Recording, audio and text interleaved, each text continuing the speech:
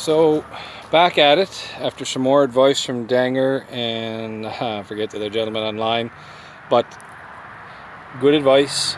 I got at the tilt tube here, not this one. The nipple wouldn't accept grease the other night and it actually came out, but the other side did accept grease, so I've soaked in WD and grease and everything. You can see the motor is tilted now, resting on the pin there. Was able to grease that fitting right in there the other night, but the other side it wouldn't thread properly. And anyway, tonight I've slackened off this nut without too much problem, and boom, was able to tilt the motor up. So step one, I'm going to pick my battles, and my victories will come in short, sudden, small events, and I'm going to take it this time at step one. This old boat motor is going to get an overhaul this week, hopefully more time. Really want to now get at the motor, and I'm going to check for spark and some compression. Been ongoing trying to find a key that goes with this boat and this remote, and it's,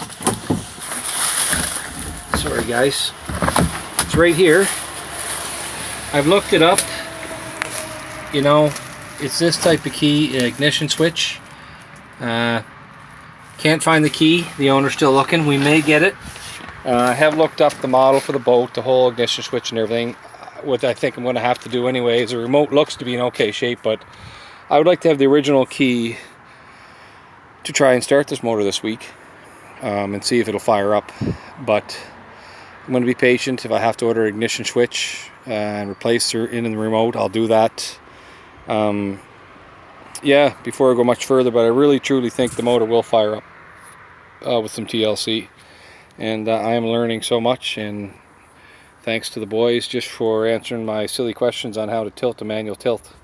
But you know what? I'm beginning to realize that water and salt is the enemy of these engines, and this has been sitting for at least a dozen years. And it was rebuilt before that, but never used since. They tested it, so I'm assuming it was all lubed good and everything before it was shut down. But you know, this week we'll tell. Going to get the boat at least cleaned and gutted, and then I'll get to the motor and get it off this transom here, and get it on the stand and get some fuel and some spark to it, hopefully get her going, try her out. Okay, well, until then, thanks guys, and good fishing.